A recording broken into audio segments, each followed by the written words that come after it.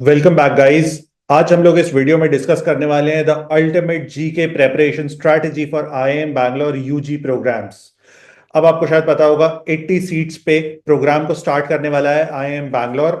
2026 से admission start होगी and दिसंबर में ही एग्जाम है, जो कि बहुत ही इंपॉर्टेंट चीज है। सिर्फ 4 महीने का वक्त बचा है।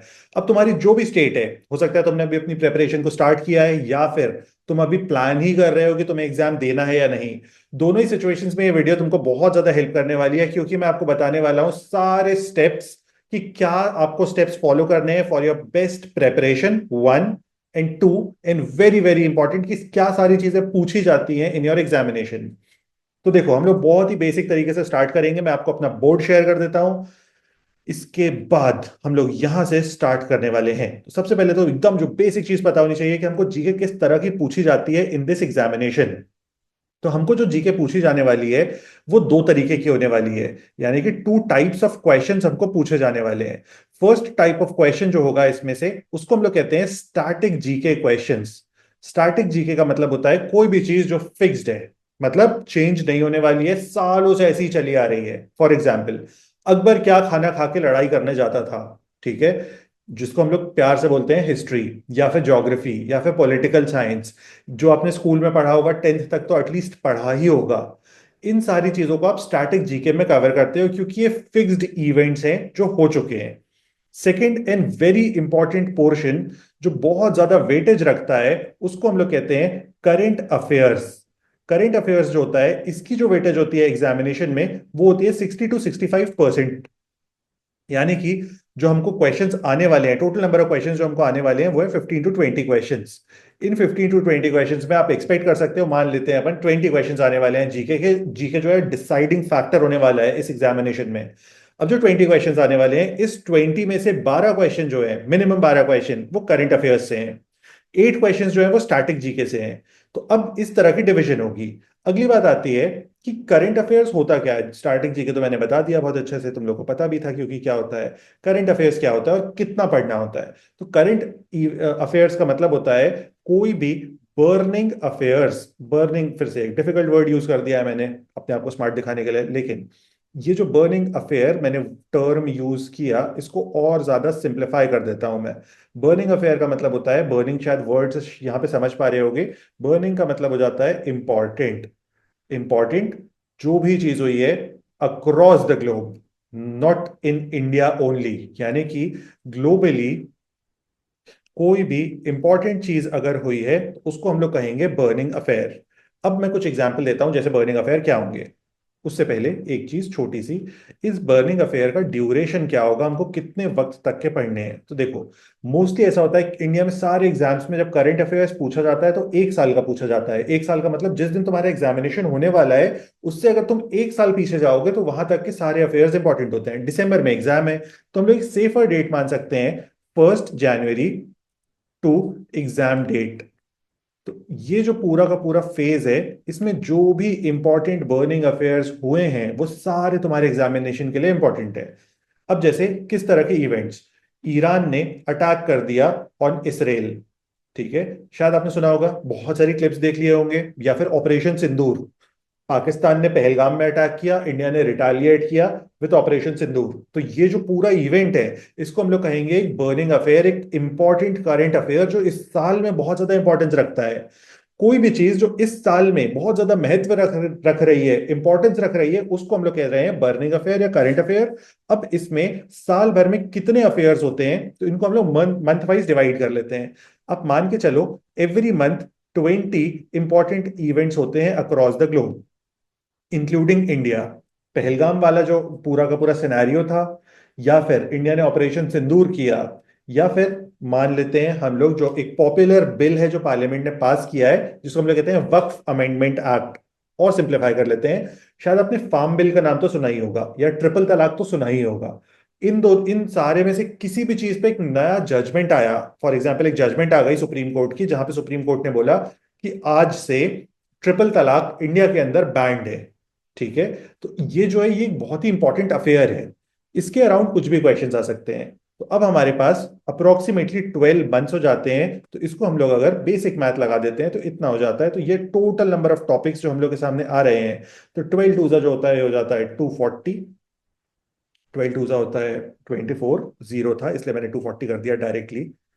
तो साल भर में जो इंपॉर्टेंट इवेंट्स हैं दैट इज 240, लेकिन यहाँ पे हम लोग 11 मंथ्स ले रहे हैं, तो हम लोग एक बेसिक नंबर ले सकते हैं 200 इवेंट्स। अगर आप पढ़ के जा रहे हो इस एग्जामिनेशन के लिए, तो आप बहुत अच्छा परफॉर्म कर सकते हो, आपकी बहुत ही ज्यादा हाई प्रोबेबिलिटी होगी टू गेट सिलेक्टेड। सिलेक्शन होने का फायदा है कि नहीं, तो बहुत ज्यादा फायदा है। आईआईएम बैंगलोर इंडिया का बेस्ट आईआईएम है। इस साल उनकी प्लेसमेंट आईआईएम अहमदाबाद से भी बेटर थी, 2025 की प्लेसमेंट। तो आपको इस बेसिस पे एडमिशन लेना चाहिए कि नहीं? 110% लेना चाहिए भाई। मैं तो पूरे सपोर्ट करूंगा किसी भी स्टूडेंट को, अगर आईआईएम बैंगलोर मिल जाता है और कोई भी एक बेसिक कॉलेज मिल जाता है। अब ये बोल सकते हो तुम कि एसआरसीसी मिल रहा है और हमको साथ में आईएम बैंगलोर मिल रहा है, क्या लेना चाहिए? तो वो एक डिस्कशन का इशू है कि आप फ्यूचर में क्या करना चाहते हो, लेकिन IIM Bangalore is really very good. तो ये हो गया करंट अफेयर्स। अब स्टैटिक जीके भी शायद समझ गए होगे तुम लोग को। जो भी हिस्टोरिकल इवेंट्स हैं, उन हिस्टोरिकल इवेंट्स को हम लोग कह दे रहे हैं स्टैटिक जीके। अब जैसे हिस्टोरिकल इवेंट्स कैसे होते हैं, फॉर एग्जाम्पल मोदी जी जो हैं वो इंडिया के 14th प्राइम मिनिस्टर हैं मान लो, ठीक है। अब तुमसे क्वेश्चन पूछा जा सकता है, who was the first prime minister of India? या फिर शायद रिसेंटली तुमको पता होगा, इंडिया के एक जो वाइस प्रेसिडेंट थे जिनका नाम था जगदीप धनखड़, उन्होंने रिजाइन कर दिया था। तो इंडिया के वाइस प्रेसिडेंट ने रिजाइन कर दिया, शायद तुमने सुनी होगी ये बात। अब तुमको क्वेश्चन पूछा जा सकता है स्टार्टिंग जीके में, who was the first president of India? I believe तुमको ये बातें समझ आ रही होंगी जो भी मैं बताने की कोशिश कर रहा हूं। तो इस तरह से हम लोग को सारी चीजों को प्लान करना होता है इस प्रेपरेशन में। अब फर्दर क्या क्या टॉपिक्स पूछे जाते हैं? तो जो टॉपिक्स पूछे जाते हैं हम लोग को, वो ये सारे हैं। फर्स्ट एंड वेरी इंपॉर्टेंट, क्योंकि आई एम बैंगलोर के लिए अपियर कर रहे हो, तो इकोनॉमिक्स। इकोनॉमिक्स के अराउंड जो भी एक्टिविटीज हुई हैं अक्रॉस द ग्लोब, तुमको पता होना चाहिए। फॉर एग्जाम्पल डोनाल्ड ट्रंप ने टैरिफ लगा दिया, तो टैरिफ क्या होता है, क्यों लगाया गया, कैसे वर्क करता है, इसके अराउंड के कॉन्सेप्ट्स अच्छे से पता होने चाहिए। Second, international affairs. International affairs का मतलब होता है जो इंडिया के बाहर अफेयर्स हो रहे हैं। नेशनल अफेयर्स का मतलब होता है इंडिया के अंदर होने वाले अफेयर्स।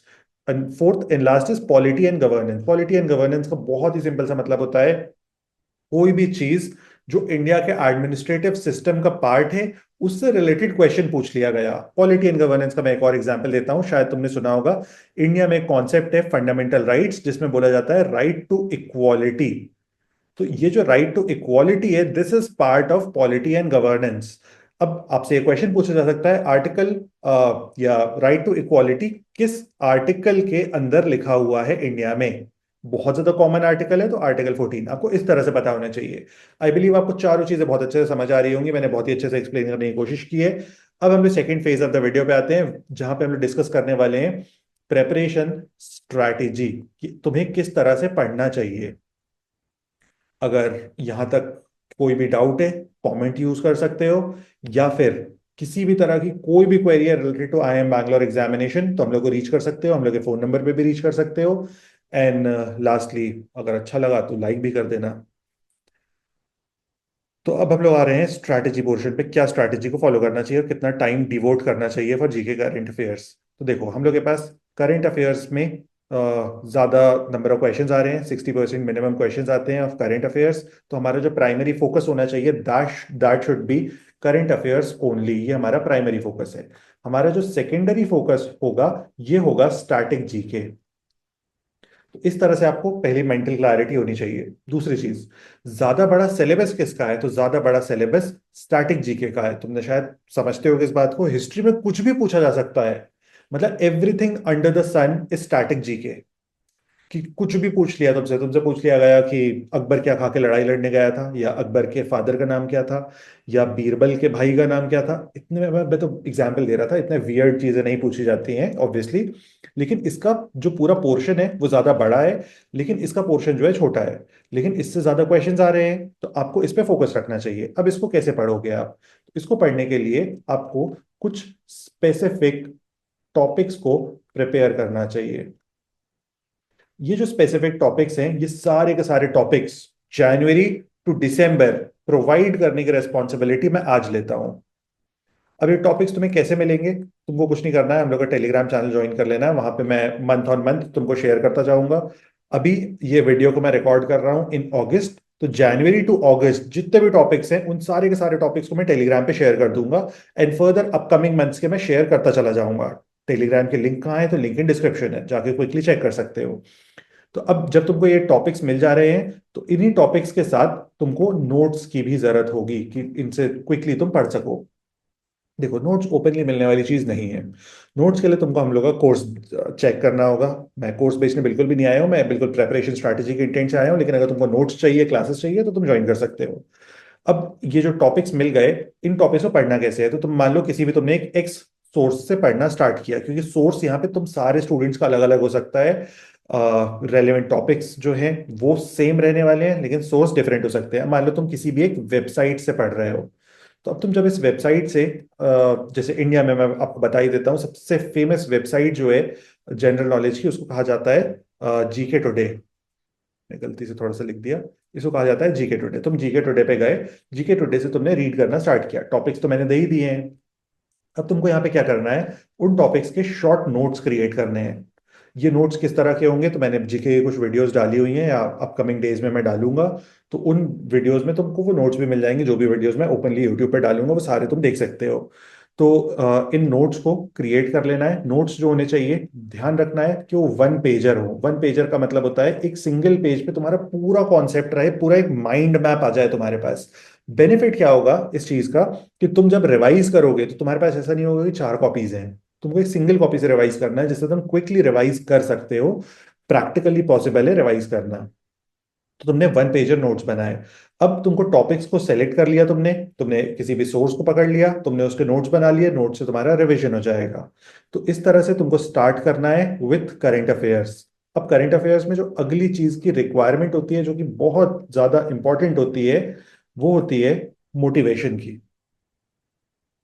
क्योंकि कई बार हम लोग को मोटिवेशन नहीं आती है जीके पढ़ने की। हम लोग की तो मैथ्स अच्छी होती है, हमारे बाकी जो सब्जेक्ट्स होते हैं वो अच्छे होते हैं, हमें वो ज़्यादा इंटरेस्टिंग लगते हैं। तो मोटिवेशन कंटिन्यूसली सारे के सारे बच्चों के साथ एक बहुत बड़ी प्रॉब्लम रहती है। तो अब इस मोटिवेशन की प्रॉब्लम को सॉल्व करने के दो तीन तरीके हैं। जो सबसे बेस्ट तरीका मेरे को लगता है वो थर्ड तरीका है, जिसमें मैं एंड में बात करूंगा। फर्स्ट फर्स्ट तरीका ये है कि भाई तुमको तो करना ही है, कोई ऑप्शन ही नहीं है। तुमको अगर IIM बैंगलोर क्रैक करना है तो तुमको पढ़ाई करनी पड़ेगी। सेकंड तरीका है अपने आप को मोटिवेटेड रखने का, कि बस पढ़ते चलो, बिना दिमाग लगाए, सिर्फ रटने के इंटेंशन से पढ़ते चलो, कुछ भी मत सोचो। थर्ड एंड सबसे इंटरेस्टिंग तरीका है फियर। फियर जो है वो सारी चीजों का देवता है। अगर तुमको ये समझ आ गया कि तुम जीके के बिना इस एग्जाम को पास नहीं कर पाओगे, तो तुमको समझ जाएगा कि तुमको जीके पढ़नी है। यानी कि तुम्हारा दिमाग ऑटोमेटिकली इस डायरेक्शन में जाने लगेगा कि तुमको बहुत अच्छे से जीके को प्रिपेयर करना है, और तुम उसी दिन से अच्छे से जीके को प्रिपेयर करने लगोगे। तो इस चीज का ये बेनिफिट है। तुम फियर के बारे में सोचो, अगर तुम आईपी मैट एग्जाम की तैयारी कर रहे हो, तुम इतना टाइम डेडिकेट कर रहे हो, डिवोट कर रहे हो, तुमको ये पता होना चाहिए कि तुमको IIM इंदौर नहीं भी मिल सकता है। जरूरी नहीं है आईपी मैट तुम्हारा क्रैक हो। 150 सीट्स हैं, 20,000 प्लस एस्पिरेंट्स हैं। तुम एक बार सोच के देखो तुम्हारी सिलेक्शन की प्रोबेबिलिटी क्या है। इतनी मैथ्स तुम्हारी भी अच्छी है, मैं परसेंटेज नहीं बताना चाहता हूँ, फालतू में तुम्हें अच्छा नहीं लगेगा। इसलिए तुम इस बात का ध्यान रखो कि तुम किसी भी दिन फेल हो सकते हो। फियर जो है ये तुम्हारी हेल्प करना चाहिए, ये तुम्हारा सपोर्ट सिस्टम बन जाना चाहिए कि मुझे कुछ भी करके एग्जाम को क्रैक करना है, मेरे पास कोई भी ऑप्शन भी नहीं है। शायद तुमने जेफ बीजोस को कभी सुना होगा। जेफ बीजोस ने एक बहुत अच्छी क्लिप में एक क्लिप में बहुत अच्छी बात बोली थी। जेफ बीजोस ने बताया था कि उससे पूछा, शाहरुख खान ने पूछा था, what is your plan B if Amazon doesn't work? उसने बोला वहां पे कि my plan B is to make Amazon work. यही तुम्हारी भी इंटेंशन होनी चाहिए कि मेरा सिर्फ एक ही गोल है कि मुझे एग्जाम क्रैक करना है, there is no option B. अब इसके बाद हम लोग स्टैटिक जीके पे आ जाते हैं। स्टैटिक जीके के लिए बहुत सिंपल सा फंडा है। एक बुक है जो वर्ल्ड की सबसे फेमस बुक है, लूसेंट्स जीके। लूसेंट की ये बुक है। इसका मैंने तुमको शायद कवर भी दिख रहा होगा अभी, इसका कवर भी दिख रहा होगा तुम्हें। बस इस बुक को कंप्लीटली रीड करना है और कुछ भी नहीं करना है। रीड कर लो, प्लस इसी बुक के अंदर चीजों को मार्क कर लो। रीडिंग एंड मार्किंग तुमको इस जगह पे बहुत ज्यादा हेल्प करेगी, और इससे ज्यादा कुछ भी करने की जरूरत नहीं है। तो ये बेसिक एक स्ट्रैटेजी है। अब इसके बाद तुम्हें कितना टाइम डिवोट करना चाहिए एवरी सिंगल डे। मैं तुम्हें रिकमेंड करूंगा हार्डली 20 से 25 मिनट्स एवरी डे डिवोट करो फॉर जीके प्रेपरेशन। एडिशनली ये जो 20 to 25 मिनट्स हैं इनके बियॉन्ड एक और एक्टिविटी करो, that is newspaper reading. Newspaper read करने से तुम्हारे बहुत सारे सेक्शंस इंप्रूव होंगे। नॉट जस्ट जनरल नॉलेज, तुम्हारी इंग्लिश इंप्रूव होगी, तुम्हारी रीडिंग स्पीड इंप्रूव होगी। हो सकता है तुम आईपी मैट एग्जाम अपीयर कर रहे हो, या फिर तुम जब यूजी प्रोग्राम भी ऑफर अटेम्प्ट करोगे अपना बाय आईआईएम बैंगलोर, उस वक्त पे भी तुमको ये चीज बहुत ज्यादा हेल्प करने वाली है। तो न्यूज़पेपर रीडिंग का स्पेशल ध्यान रखो कि तुम इस चीज को कर रहे हो। ये है जो टाइम हमको डिवोट करना है। न्यूज़पेपर रीड कितनी देर करना चाहिए या किन पोर्शंस को रीड करना चाहिए, तो न्यूज़पेपर रीडिंग करनी चाहिए एवरी डे अप्रोक्सीमेटली 20 मिनट्स। या फिर प्लान कर सकते हो कि मैं 30 मिनट्स करूंगा, एवरी ऑल्टरनेटिव डे करूंगा। इन दोनों में से किसी भी एक मॉडल को चूज कर लो और उसको करना स्टार्ट कर दो। जीके के इंटेंशन से भले ही मत करो, लेकिन रीडिंग स्पीड के इंटेंशन से तो 100% करो। अब इसमें तुम्हें पढ़ना क्या है, तो तुम्हें मोस्टली एडिटोरियल्स को रीड करना है। Editorials, one, front page and sports. क्योंकि स्पोर्ट्स के क्वेश्चंस भी आते हैं जीके में, बहुत सारे लोग अवॉइड करते हैं। जैसे कि बहुत सारे एग्जाम्स आजकल पूछने लगे हैं फीफा का फुल फॉर्म क्या होता है। आईसीसी बीसीसीआई का फुल फॉर्म कोई नहीं पूछेगा तुमसे, क्योंकि सबको पता है कि यहाँ पे लड़कों को अनफेयर एडवांटेज है जब क्रिकेट का क्वेश्चन पूछ लिया जाएगा। इसलिए मोस्टली क्वेश्चन जो है न्यूट्रल टेरिटरी पे पूछा जाता है।